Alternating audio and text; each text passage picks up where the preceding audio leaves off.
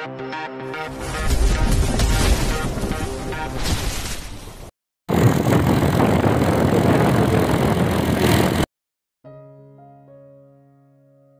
76. Terpaksa menikahi Nyonya Presdir. Malam hari, Kai tengah mengerjakan PR yang diberikan oleh gurunya di ruang keluarga. Terlihat juga di sana Daisy duduk di sofa seraya memainkan ponselnya. Kai asik mengerjakan PR-nya di karpet. Ia tak mau belajar di kamarnya. Sudah biasa anak itu mengerjakan tugasnya di ruang keluarga seraya menonton acara filmnya. 1 cepelti lidi, 2 cepelti bebek, 3 cepelti telinga, 4 kulci terbalik. Senandung Kai membuat Daisy melirik cucunya itu sejenak sebelum kembali menatap ponselnya. 5 cepelti kuda laut, 6 cepelti ciput, 7 cepelti tongkat, 8. Kai menjeda sejenak, ia mengusap hidungnya yang terasa gatal sebelum kembali menulis angka sesuai gambar. 8 cepelti kacamata, 9 cepelti kakek. Ini kakek Ndaya. Gumam Kai seraya menatap gambar seorang kakek tua yang memegang tongkat.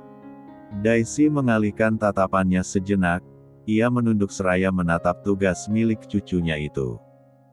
Orang bungkuk itu. Celetuk Daisy. Ndaloh oma. Ini tuh kakek. Kakek.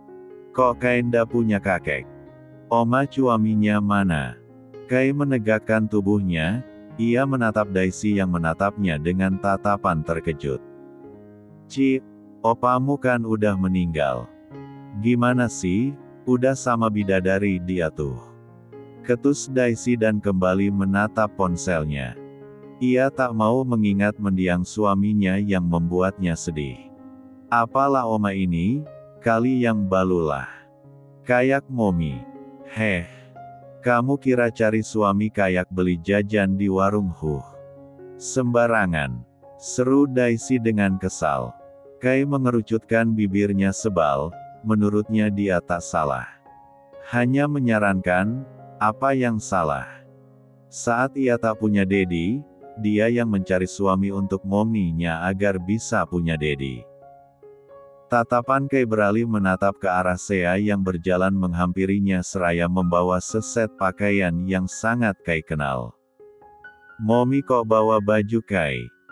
Tanya Kai dengan heran. Ayo, kita makan malam di luar. Ajak Sea yang mana membuat Kai tersenyum lebar. Anak itu segera berdiri dan bersiap berganti baju. Jadi makan malam di luar? Tanya Daisy yang mana membuat Sea menoleh menatapnya. Iya mama gak ikut. Daisy menggeleng, ia lebih nyaman di rumah ketimbang harus bepergian hanya untuk makan. Kecuali belanja, Daisy paling semangat dengan hal yang satu itu. Enakan juga rebahan di rumah. Udah, sana kamu pergi aja. Sekalian, kabarin mereka tentang si twins. Jelas Daisy. Ia begitu bahagia setelah mendengar jika dia akan memiliki cucu kembar. Sea mengangguk, ia kembali fokus mengganti celana tidur Kai dengan celana yang ia bawa. Setelah berhasil memasangkan celana itu, Sea kembali fokus memasang kancingnya. Entah mengapa, ia susah mengaitkan kancing celana anak itu. Bahkan, perut Kai terlihat terjepit. Eki pelutna Kai teljepit. Rengek Kai. Sebentar, ini celana kamu kok udah gak muat ya? Momi baru beli bulan lalu loh, masa udah gak muat? Protes Sea. Kai mengerucutkan bibirnya sebal, ia memegang bahu Sea agar dirinya tidak jatuh. Kai kan makan, Momi. Pelut Kai tambah lebal. Bener kata Ciji Baal kalau pelut Kai lebal. Gumam bocah menggemaskan itu dengan mata membulat sempurna. Terpaksa, Sea mencari celana lain yang muat untuk Kai. Tampaknya, ia harus membelikan pakaian yang baru dan mengontrol jadwal makan putranya itu. Sebab, Kay mudah sekali lapar dan sulit untuk menahan lapar. Pastinya, di rumah banyak sekali makanan yang dapat Kay makan. Bukan kalah pelutna Kay loh.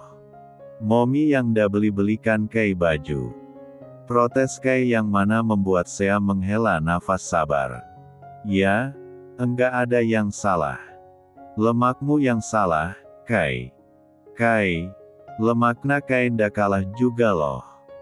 Seru Kay tak terima, Sea hanya menahan tawanya melihat raut wajah marah anak itu yang terlihat sangat menggemaskan. Mobil pun terhenti di sebuah resto yang cukup terkenal dan ternama di kota itu. Perlahan, Zain turun dari mobil dan disusul oleh Sea. Keduanya membantu kedua putra mereka untuk turun dari mobil. Apalagi Kay yang merasa kesulitan karena memaksa ingin membawa mainannya. Cebental Momi, ini pecawatna jatuh nanti. Protes Kay saat Sea menarik tangannya. Asril sudah aman bersama Zain, kedua pria itu saling bergandengan tangan masuk ke dalam resto. Sementara Sea mengikutinya dari belakang dengan menggandeng tangan Kay. Mereka terlihat seperti keluarga kecil yang terlihat sangat harmonis. Sesampainya di dalam, Sea langsung diarahkan ke ruangan VIP. Ia sengaja memesannya karena tahu jika Kay tak bisa diam. Khawatir akan mengganggu para pengunjung yang lain. Lihat saja, baru masuk ke dalam ruangan, Kay sudah sibuk memainkan perawatnya seraya berlarian ke sana dan ke sini. Ruangan VIP di resto itu didesain sebagian kaca, jadi walaupun VIP mereka masih bisa melihat ke arah ruangan di sebelah mereka. Kenapa gak di warteg aja? Masih ada yang buka kok jam segini. Celetuk Zain saat melihat buku menu dengan harga yang menurutnya sangat mahal. Sudah, pilih saja. Tegur Sea. Aku mau nasi goreng aja, biar gak zong. Sea membulatkan matanya. Capek-capek ia memesan tempat agar bisa makan makanan yang berbeda dari yang ada di rumah.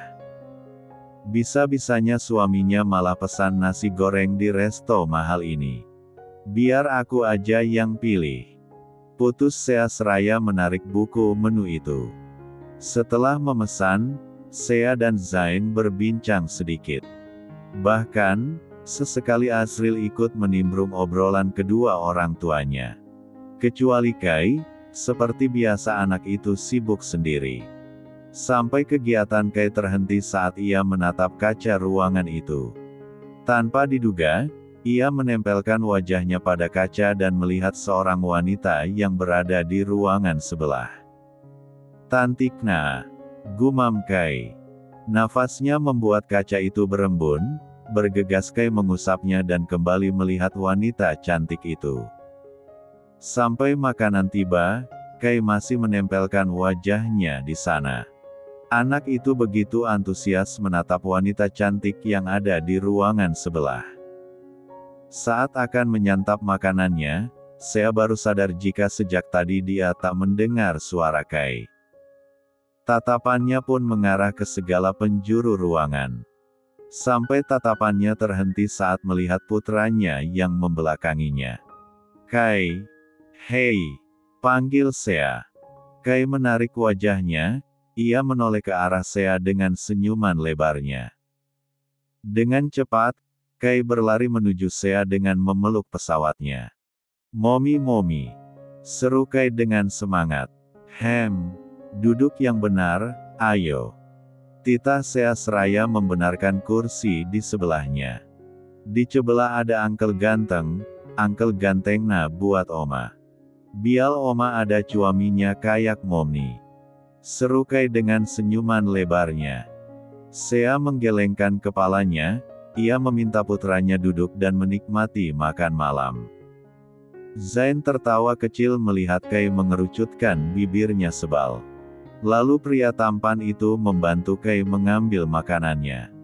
Sea membiarkan Zain mengurus bocah menggemaskan satu itu. Tatapan Sea beralih menatap putra sulungnya yang fokus melahap makan malamnya, Asril, menurutmu? Jika kamu punya adik lagi bagaimana? Tanya Sea yang mana membuat Asril menghentikan makannya. Mendadak suasana menjadi tegang, Zain melirik takut ke arah Asril yang memandang Sea tanpa ekspresi. Bab 77. Zain dan Sea menunggu jawaban Asril dengan perasaan yang tak karuan. Keduanya khawatir, jika Asril menolak. Apalagi, anak itu pernah memiliki trauma sebelumnya. Memang Asril akan memahami apa yang Sea sampaikan, tapi belum tentu dia juga akan menerimanya. Lama Asril menjawab, membuat keringat Zain bercucuran. Apa sekarang Momi sedang hamil? Bukannya menjawab, Asril malah balik bertanya. Dengan pertanyaan sang Momi, ia menebak jika wanita itu sedang hamil. Sea melirik ke arah Zain, begitu pun sebaliknya. Tatapan Sea kembali menatap ke arah putranya yang sedang memandang ke lantai. Diamnya Momni aku artikan iya. Ujar Asril seraya mengangkat pandangannya pada sang Momi. Sea meletakkan sendok dan garpu miliknya, lalu ia meraih tangan Asril dan menggenggamnya dengan lembut. Ibu dan anak itu saling tatap dengan tatapan dalam. Seolah, keduanya tengah berbicara lewat hati mereka. Maaf sayang, Momi dan Dedi memberikanmu adik tanpa meminta pendapatmu. Lirih Sea. Asril menggeleng, Momni tidak perlu meminta maaf padaku. Dedi memang Dedi sambungku, tapi pasti Dedi ingin memiliki anak kandungnya sendiri. Mom, aku sudah besar. Aku sudah bisa menjadi kakak yang baik untuk Kaikan. Kalau begitu, aku juga bisa menjadi kakak yang baik untuk calon adikku berikutnya. Sea dan Zain melebarkan mata mereka, keduanya saling tatap dengan tatapan tak percaya. Mereka tak mengira jika Asril akan mengatakan itu. Pemikiran anak itu sangat di luar perkiraan mereka. Bahkan, Sea sampai tak bisa berkata-kata saat ini. Dedi sudah sayang Asril, jadi Asril harus sayang anak Dedi. Lagian, anak Dedi juga adik Asril sama seperti Kai. Iya kan Momi? Sea mengangguk, matanya terlihat berkaca-kaca. Wanita itu merentangkan tangannya dan memeluk Asril dengan erat. Zain beranjak berdiri, dia turut memeluk ibu dan anak itu dengan air mata yang membasahi pipinya. Suasana tegang tadi menjadi suasana haru. Perkataan Asril benar-benar sangat mengharukan hati mereka. Kai anak ilang cudah, anak ilang Kai ini. Gumam Kai seraya melahap makan malamnya. Anak itu tak peduli apa yang mereka bicarakan, yang penting mulutnya terisi dan perutnya fokus bekerja. Cudahlah, maci banyak naa makananku. Gumam Kai dengan tatapan berbinar, ia kembali menyuapkan makanan itu ke mulutnya. Sea melepas pelukan mereka, wanita itu meraih tisu dan menghapus air matanya. Sedangkan Zain, ia berjongkok di hadapan Asril dan menggenggam kedua tangan anak itu. Terima kasih, Dedi sangat menyayangimu. Lirih Zain dengan mata berkaca-kaca. Asril mengangguk, bibirnya mencebik ke bawah. Air mata yang sejak ia tahan tadi luruh juga membasahi pipinya yang kini mulai terlihat berisi. Dengan sayang, Zain menghapus air mata Asril dengan jari jemarinya. Tidak usah nangis, kamu mau jadi abang lagi kan? Dan, adiknya ada dua, kamu akan mendapatkan dua adik sekaligus. Seru Zain dengan senyuman cerah. Dua? Tanya Asril seraya mengerjapkan matanya. Dua. Adikmu yang ada di perut Momi dua, mereka kembar. Seru Zain dengan semangat. Asril mengerjapkan matanya, dia sangat syok dengan apa yang dirinya dengar. Tatapannya beralih menatap Kai yang sepertinya mendengarkan percakapan mereka. Anak itu baru saja mengerti apa yang sedang mereka bahas. Tatapan mata Kai beralih menatap ke arah perut Sea yang masih terlihat datar.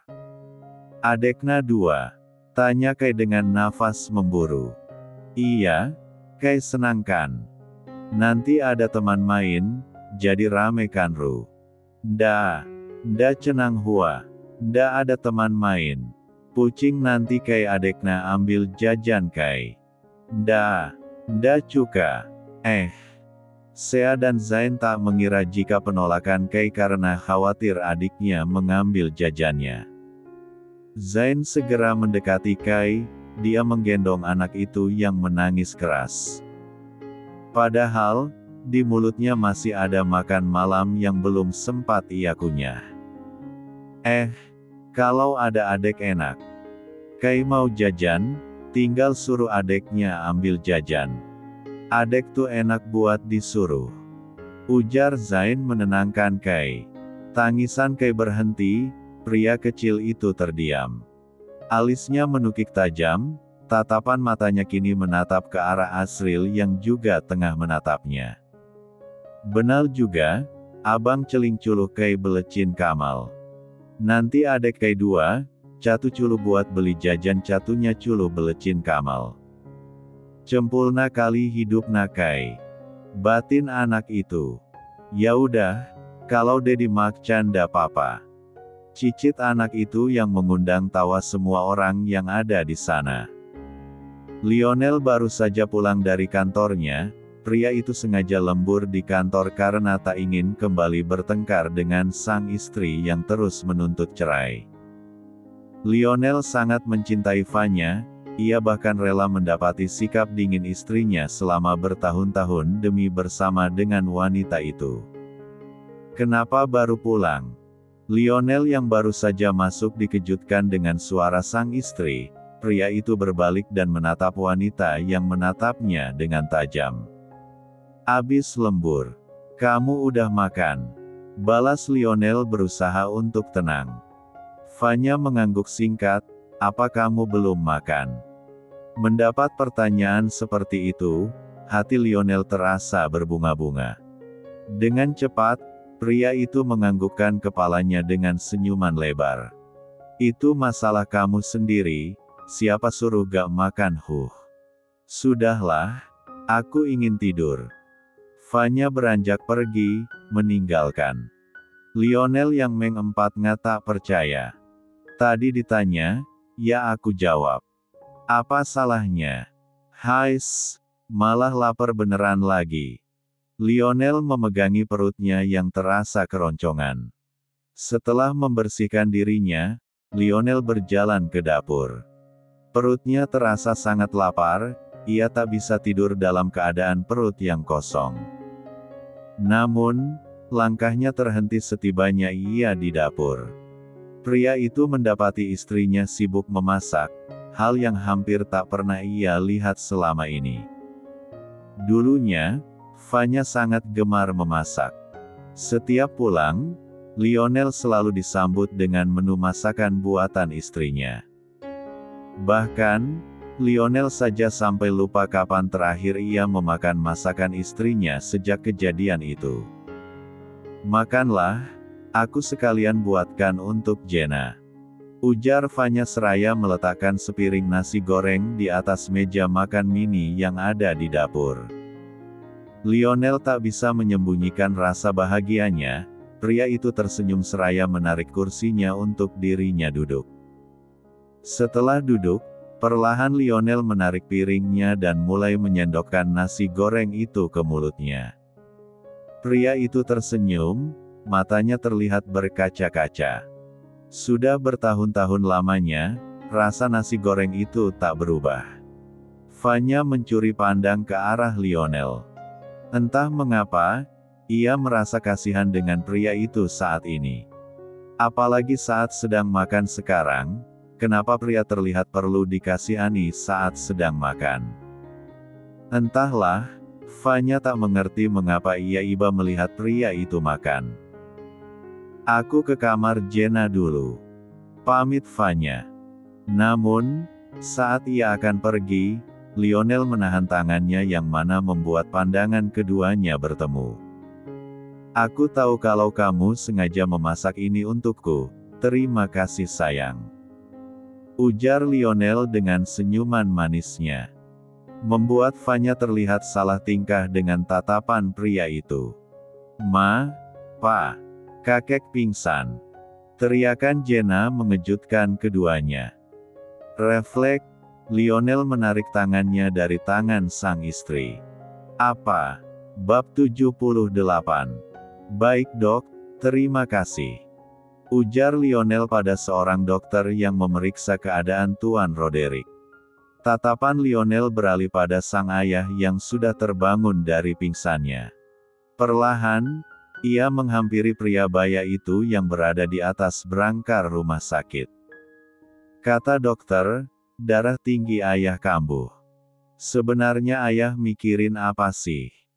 Kenapa bisa sampai pingsan begini? Kerjaan. Semuanya kan sudah aku yang handle, ayah bisa menikmati masa tua ayah. Tegur Lionel yang mana membuat Tuan Roderick melirik tajam ke arahnya. Apalagi yang aku pikirkan selain cucuku. Kamu sudah berjanji akan membawanya ke rumah, tapi mana? Sampai sekarang Zain tidak datang ke rumah. Sentak Tuan Roderick dengan kesal. Vanya dan Jenna hanya menatap ke arah Lionel. Keduanya tidak tahu jika Tuan Roderick meminta Lionel untuk membawa Zain padanya. Terlebih Vanya, dia tidak mau ikut campur dengan masalah suaminya. Dia sudah cukup lelah dengan apa yang pria itu perbuat padanya. Ayah, Zain menolak untuk datang. Bahkan, ia membenci keluarga ini. Keluarga kita. Dia sendiri yang berkata tidak mau masuk ke dalam keluarga Salvatore. Ujar Lionel dengan yakin. Ayah tidak percaya. Pasti kamu yang mengancamnya kan? Desis Tuan Roderick. Aku tahu kalau ayah pasti tidak mempercayaiku. Sekarang dengarkan rekaman ini. Lionel mengeluarkan ponselnya dari dalam saku jasnya, lalu pria itu memainkan sejenak sebelum menyodorkannya pada sang ayah. Saya benci dengan kenyataan, jika saya adalah keturunan Anda. Vanya dan Jenna sama-sama menatap ke arah Lionel, keduanya begitu terkejut dengan rekaman suara Zain dengan nada membentak. Tatapan mereka pun beralih menatap ke arah Tuan Roderick, keduanya ingin tahu apa tanggapan pria baya itu. Dengar sendiri kan, secara tidak langsung, dia menolak untuk berada di keluarga kita. Lagian, buat apa ayah meminta anak itu datang? Apa ayah lupa jika dia meminta kita untuk tidak menganggapnya ada? Jadi, lupakan saja. Ujar Lionel seraya menarik kembali ponselnya. Tuan Roderick terdiam, tatapan matanya terlihat datar. Vanya yakin, jika ada sesuatu yang salah. Pembicaraan Zain sangat singkat. Pastinya, sebelum pria itu mengatakan hal tersebut. Ada hal yang Lionel katakan yang mana hal itu membuat Zain marah. Namun, Vanya mencoba tak peduli. Ia merasa, itu bukanlah urusan dia. Kebencian dia disebabkan olehmu. Sentak Tuan Roderick dengan menatap tajam putranya. Yah, kenapa kamu membelanya? Dia hanya anak hasil ketidaksengajaan yang aku perbuat dan... Tapi kamu menikmatinya kan? Kalau tidak bagaimana Zain ada hah? Sentak Tuan Roderick dengan nafas memburu, wajahnya kini terlihat merah karena emosi yang menggebu. Tatapan Lionel beralih menatap ke arah Vanya, terlihat istrinya itu membuang pandangannya dan berusaha untuk menghindari tatapannya. Jenna merasa suasana semakin canggung, apalagi saat ini tangannya digenggam oleh Vanya dengan cukup kuat. Jenna, temani mama ke kamar mandi. Pinta Vanya dan menarik putrinya keluar dari ruang rawat sang mertua. Lionel menghela nafas panjang menatap kepergian istri dan putrinya itu. Kemudian, tatapannya kembali beralih menatap ke arah sang ayah yang memasang raut wajah marahnya. Ayah tak seharusnya mengatakan itu, perkataan ayah menyakiti hati istriku. Tegur Lionel, ia tak terima melihat istrinya merasa tersakiti. Apa perbuatanmu tidak menyakiti istrimu? Walaupun tidak sengaja, kamu sudah menyakitinya. Jadi, semuanya terlanjur.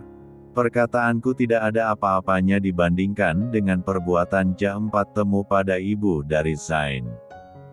Putramu itu tidak bersalah, dia hadir karena perbuatan kamu. Mana rasa tanggung jawabmu, Hah? Sentak Tuan Roderick dengan penuh emosi. Ayah, aku hanya ingin menjaga perasaan istriku.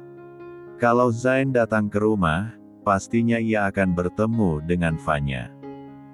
Bagaimana istriku tidak sakit melihat anak dari wanita yang hampir menghancurkan rumah tangganya? Ayah, tolong mengertilah posisi istriku. Ujar Lionel dengan nada memelas. Tuan Roderick tak peduli, ia memencet tombol merah yang ada di samping brankarnya. Tak lama, pintu terbuka. Seorang suster datang dan mendekati ke arah mereka berdua. Lionel tak mengerti mengapa suster tersebut datang ke sini. Sus, bawa dia pergi. Dia penyebab darah tinggiku kambuh. Titah Tuan Roderick tanpa menatap ke arah putranya. Lionel membulatkan matanya tak percaya. Ayah. Pekik Lionel tak terima. Maaf Tuan, silahkan keluar demi kenyamanan pasien. Tegur suster itu. Lionel mendengus kesal, terpaksa saja keluar dari ruang rawat sang ayah. Setelah kepergian putranya, Tuan Roderick menghela nafas panjang. Ia menatap ke arah jendela ruang rawatnya dengan tatapan yang sulit diartikan. Zain menatap gemas perut Sea yang sudah mulai terlihat. Pria itu menyingkap baju sang istri dan menatap perut wanita itu dengan tatapan gemas. Sesekali, Zain mengtigakap perut Sea yang mana membuat istrinya itu merasa kesal. Sea yang fokus bekerja menjadi terganggu karena tingkah suaminya itu. Zain, aku lagi fokus kerja loh. Tegur Sea. Aku kan gak ganggu, kamu fokus kerja aja. Aku cuman sapa si kembar doang kok. Sahut Zain dengan santai. Sea memutar bola matanya malas, dia pun kembali berusaha fokus tanpa memperdulikan apa yang suaminya lakukan. Namun, walau begitu tetap saja. Sea kerasa geli saat Zain terus mengtigakap perutnya. Zain, geli. Udahlah, besok aku mending lembur di kantor aja. Daripada di rumah, kamu ganggu terus. Kesal Sea. Zain mengerucutkan bibirnya sebal, terpaksa pria itu menghentikan kegiatannya. Ia menarik kepalanya menjauh dari perut sang istri. Sea kembali bisa bekerja dengan baik, ia tak peduli dengan apa yang Zain lakukan setelah ini. Cuman klum-klum aja gak boleh, dasar pelit. Sindir Zain dan beranjak pergi dari kamar. Sea menaikkan bahunya acuh, ia tak peduli dengan perkataan suaminya. Karena pekerjaannya saat ini sangatlah penting saat ini. 1 jam kemudian, Sea telah menyelesaikan pekerjaannya. Wanita itu pun menutup laptopnya dan merenggangkan otot-otot tubuhnya yang kaku. Setelah pekerjaannya selesai, barulah Sea mencari keberadaan suaminya yang pergi entah kemana. Rumah terlihat sepi, bahkan tak ada suara Kai dan juga Asril. Hanya ada suara Daisy yang asik bertelponan riang dengan teman sosialitanya. Tatapan Sea pun beralih menatap ke arah pintu taman yang terbuka, wanita itu pun memutuskan untuk berjalan ke arahnya. Karena tak biasanya malam-malam begini pintu itu terbuka. Benar saja, Ia melihat keberadaan suaminya di sana. Namun anehnya, pria itu tengah bermain lilin. Kedua tangan Zain berusaha menghalangi lilin itu dari hembusan angin. Dengan heran, Sea melangkah mendekati suaminya. "Kamu ngapain?" tanya Sea mengejutkan Zain. Aku lagi." Tatapan Zain berpindah pada sosok bocah yang hanya mengenakan popoknya. Sea mengikuti arah yang suaminya itu pandang. Betapa terkejutnya ia saat melihat bocah yang sangat dirinya hafal. "Astaga!" pekik Sea dengan tatapan tak percaya. Bagaimana tidak? Kai muncul dengan hanya memakai popoknya saja. Belum lagi uang yang ada di kedua tangannya. Ditambah, kedua matanya yang diwarnai hitam seperti panda. Ini kenapa? Suara Sea terhenti sejenak saat ia melihat Asriel yang keluar dari tempat persembunyiannya. Sea tak bisa lagi berkata-kata saat melihat Asriel yang menutupi tubuhnya dengan selimut dan hanya menyisakan wajahnya yang terlihat putih saja. "Mau ikutan gak? Mumpung lilinnya masih nyala," ujar Zain dengan senyuman tak bersalahnya. Sea menggelengkan kepalanya, ia menepuk keningnya dengan kuat. "Kainda maulah jadi tuyulna lagi, dapetna cuman leceh doang. Tukelan abang, Kai jadi cetannya," ujar Kai seraya menyerahkan uang tumpukan 2.000 pada Zain. Udah, aku udah gak sanggup." Lirik Sea seraya menahan tawanya saat melihat tingkah ketiga pria berbeda usia itu. Apalagi, saat Zain dan kedua putranya memandangnya dengan ekspresi yang sama. Membuat Sea tak sanggup menahan tawanya.